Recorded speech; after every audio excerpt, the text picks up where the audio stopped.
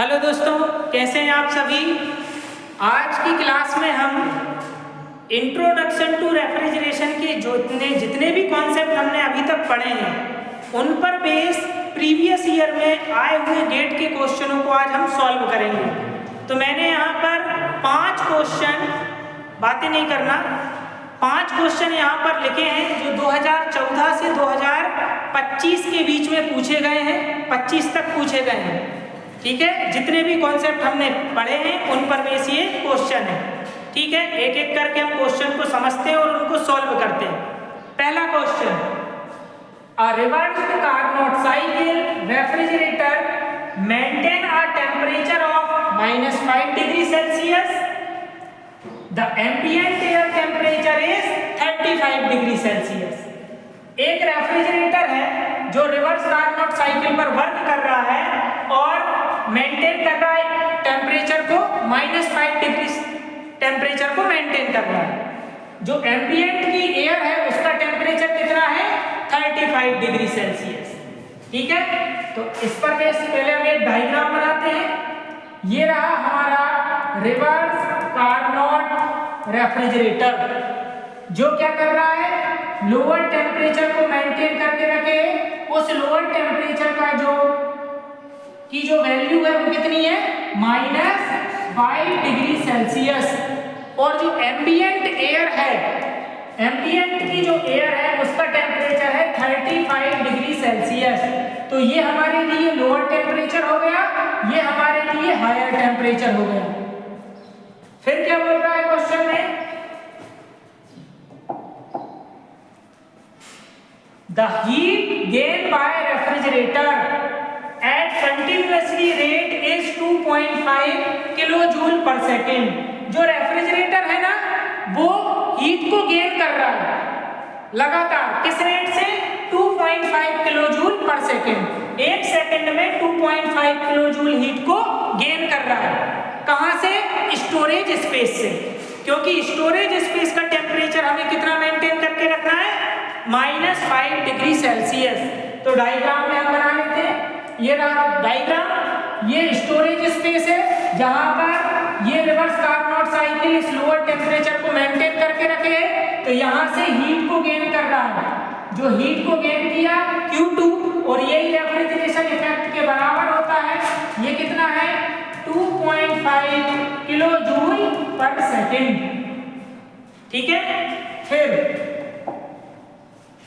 The power in what में आपको बतानी है power required to pump this heat output. कितने पावर की रिक्वायरमेंट होगी इस हीट को पंप आउट करने के लिए। ठीक है,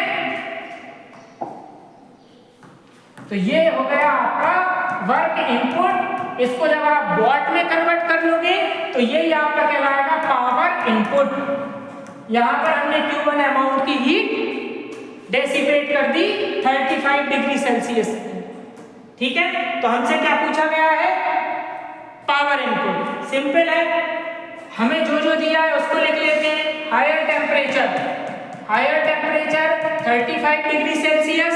तुरंत इसमें 273 जोड़ के इसको केल्विन में कन्वर्ट करते हैं। तो इसमें 273 जोड़ा, 35 प्लस 273, तो ये हो जाएगा 308 केल्विन। फिर लोअर टेम्परेचर जो कितना है, -5 डिग्री सेल्सियस। इसमें 273 जोड़ते हैं, -2 -5 plus 273 is equal to 268 kelvin. क्योंकि टेम्परेचर को हमेशा केल्विन में ही रखा जाएगा। डिग्री सेल्सियस में दिया हो तो तुरंत उसे केल्विन में कन्वर्ट करो। इसके बाद Q2 जो ये रेफ्रिजरेटर है कितनी हीट गेन करता है, 2.5। यही रेफ्रिजरेशन इफेक्ट कहलाता है। 2.5 किलोजूल पर सेकेंड। किलोजूल पर सेकेंड को ही बोलते हैं किलोवाट। तो ये दे दिया 2.5 किलोवाट। हमें क्या ज्ञात करना है, पावर इनपुट, पावर कितनी रिक्वायरमेंट है। ठीक, तो कहां से ज्ञात करेंगे, सबसे पहले हम इसकी COP निकालेंगे, आइडियल COP। उस आइडियल COP को एक्चुअल COP के बराबर कर लेंगे, क्योंकि आइडियल COP केवल टेम्परेचर पर डिपेंड करती है। तो यहाँ से हमने आइडियल सीओपी निकाला, सीओपी ऑफ रेफ्रिजरेटर आइडियल बराबर लोअर टेम्परेचर के अपोन में T higher minus T lower. तो lower temperature 268 divided by higher temperature है 308 माइनस 268। इसको कैलकुलेट करके बताओ आइडियल सीओपी कितनी आई रेफ्रिजरेटर की। कीजिए 268 डिवाइडेड बाय 40, 308 में से 268 जाएंगे तो 40 बचेगा। तो 268 में 40 से भाग दे दीजिए 6.7, ये सीओपी आ गई आइडियल। फिर इसके बाद एक्चुअल सीओपी देखते हैं।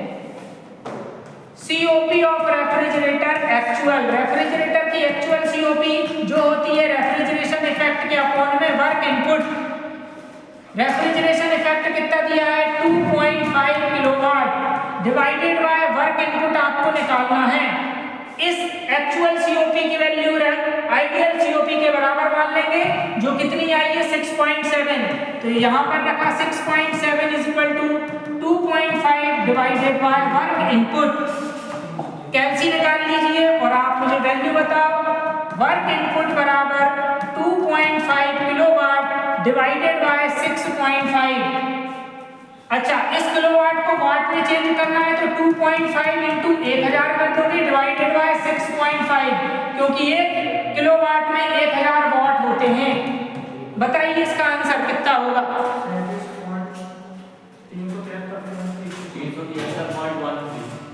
373.13 वाट ये आंसर है।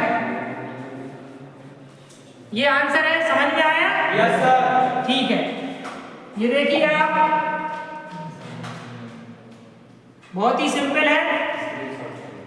ठीक है, आप नेक्स्ट क्वेश्चन करें। इसमें किसी को कोई डाउट? बिल्कुल सही, 373.13 वाट। चलिए अब क्वेश्चन नंबर 2। क्वेश्चन नंबर 2 ये है, ये 2015 में पूछा गया है, बहुत ही सिंपल है। The COP of Carnot heat pump, एक हीट पंप है जो रिवर्स कार्नोट पर वर्क कर रहा है। टेम्परेचर लिमिट्स के बीच में टेम्परेचर लिमिट्स कितनी दे दी 6 डिग्री सेल्सियस और 37 डिग्री सेल्सियस। तो हमें इसकी सीओपी बताना है। सिंपल है बहुत ही। ये देखिए क्वेश्चन नंबर 2 का सॉल्यूशन। ये बना दिया हमने हीट पंप।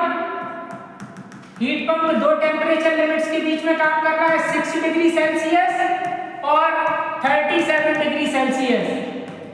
कुछ ना कुछ अमाउंट की हीट ये गेन करेगा और रिजेक्ट करेगा। इसको चलाने के लिए वर्क इनपुट चाहिए। हमसे केवल सीओपी पूछी है और जो टेम्परेचर लिमिट्स अकेली दी है तो आइडियल सीओपी ही निकालना है। तो सीओपी ऑफ हीट पंप कौन सी वाली, आइडियल वाली, is equal to heat pump का मेन पर्पस होता है हायर टेम्परेचर को मेंटेन करके रखना। तो टी हायर के अपॉन में T higher minus T lower. इसमें भी टेम्परेचर डिग्री सेल्सियस में दिया है, इसको केल्विन में कन्वर्ट कर लेते हैं। 6 में 273 जोड़ेंगे तो 279 केल्विन हो जाएगा। इसमें 273 जोड़ेंगे तो 310 हो जाएगा, 310 केल्विन रख दीजिए। हायर टेम्परेचर 310 डिवाइडेड बाय दोनों का डिफरेंस 310 में से जब 279 घटाओगे तो 30 बनाएगा। या फिर ऐसा भी कर सकते हो 37 में से 6 घटा लो तो भी 30 बनाएगा और 310 में से 279 घटाओगे तो भी 30 बनाएगा। तो इसकी सीओपी आ जाएगी 10। Answer COP of heat pump. ये गेट 2015 का क्वेश्चन है 1 नंबर। दोनों क्वेश्चन आपको क्लियर हुए? चलिए नेक्स्ट क्वेश्चन। ये रहा आपका 2016 का क्वेश्चन। समझते हैं। The heat removal rate from refrigerated space. Refrigerated space का मींस वो स्पेस जहां पर आपको लोअर टेम्परेचर मेंटेन करना है। या तो आप उसको स्टोरेज स्पेस बोल दो या रेफ्रिजरेटेड स्पेस बोल दो। तो रेफ्रिजरेटेड स्पेस से कितने अमाउंट की हीट बाहर निकाली जा रही है, 7.2 तथा पावर इनपुट कितना दिया जा रहा है कंप्रेसर को, वो दिया जा रहा है 1.8 किलोवाट। उस केस में हमें रेफ्रिजरेटर की सीओपी निकालना है। तो आ जाते हैं क्वेश्चन पे। ये रहा इसका सॉल्यूशन, पहले डायग्राम बना लेते हैं। ये रहा हमारा रेफ्रिजरेटर, ये क्या कर रहा है, इस स्टोरेज स्पेस से कितने अमाउंट की हीट खींच रहा है, Q2, जो कितनी दी है 7.2 किलोवाट, यही दी है। यहाँ पर जो भी लोअर टेम्परेचर दिया हो, टेम्परेचर के बारे में उसने बात नहीं करी, और हायर टेम्परेचर में हीट को रिजेक्ट करना होगा। इसको ऑपरेट करने के लिए कंप्रेसर लगा हुआ है। कंप्रेसर में कितने पावर की रिक्वायरमेंट है, वो दी है 1.8 किलोवाट। हमसे क्या पूछा है, सीओपी।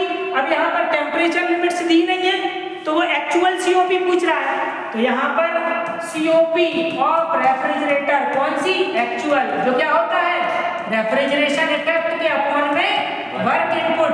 रेफ्रिजरेशन इफेक्ट ही तो है क्या, 7.2 kilowatt divided by 1.8 kilowatt. Kilowatt से किलोवाट गया और ये हो जाएगा 18 चौको 72 4। ये आंसर हो गया। ये 2016 का क्वेश्चन। Question number 3 complete. इन तीनों क्वेश्चन में आपको कोई डाउट नहीं है। तो ये 16 का क्वेश्चन। अब आते हैं हम क्वेश्चन नंबर अगला। ये आ गया क्वेश्चन नंबर आपका 2020 में पूछा हुआ, बहुत सिंपल क्वेश्चन है। If a reverse Carnot cycle operate between temperature limits of 27 degree Celsius and -3 degree Celsius, एक रिवर्स कार्नोट साइकिल है जो दो टेम्परेचर लिमिट्स, पहली टेम्परेचर लिमिट्स कितनी दी है 27 डिग्री सेल्सियस और -3 डिग्री सेल्सियस के बीच में ऑपरेट कर रहा है।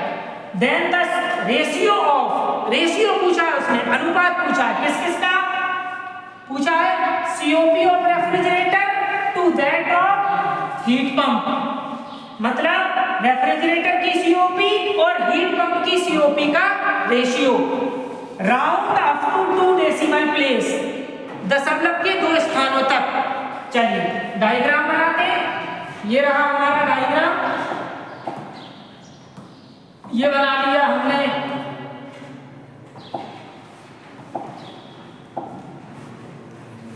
ये हो गया आपका रेफ्रिजरेटर, ये हो गया आपका heat pump. Temperature limit same है दोनों की। कितनी कितनी दी थी क्वेश्चन में, पढ़ी थी क्या, -3 और तो -3 डिग्री सेल्सियस और 27 डिग्री सेल्सियस। इसको ऑपरेट करने के लिए वर्क इनपुट देना पड़ेगा। इसी प्रकार से ये जो हीट पंप है ये भी सेम टेम्परेचर के बीच में काम कर रहा है, -3 डिग्री सेल्सियस और 27 डिग्री सेल्सियस। इसको भी ऑपरेट करने के लिए वर्क इनपुट देना पड़ेगा। सिंपल है। सीओपी, पहले सीओपी किसकी निकाल लेते हैं अपन, रेफ्रिजरेटर की, जो क्या होती है टी लोअर के अपॉन में T higher minus T lower, और COP of heat pump, heat pump ये क्या होती है टी हायर के अपॉन में T higher minus T lower. Temperature Kelvin में रखना है। अब इसको केल्विन में कन्वर्ट कर लेते हैं। -3 में 273 जोड़ोगे तो 270 केल्विन आएगा, और 27 में 273 जोड़ोगे तो 300 केल्विन आएगा। ठीक है, चलिए यहाँ पर लोअर रखना है, तो ये रखा 270 डिवाइडेड बाय 300 में से 270 घटाओगे 30, ये कितना जाएगा 9। तो ये एक ज्यादा ही होगी, है ना, चाहे वैसे भी निकाल लो। यदि आप दो हीट पंप और रेफ्रिजरेटर सेम टेम्परेचर लिमिट्स के बीच में काम करते हैं तो हीट पंप की सीओपी हमेशा रेफ्रिजरेटर की सीओपी से एक अधिक होगी। यहाँ पर भी अपने आप एक अधिक हो जाएगी। देखिए हायर टेम्परेचर 300, दोनों का अंतर 300 में से 270 घटाओगे 30, 10 बार चला जाएगा। रेशियो पूछा था तो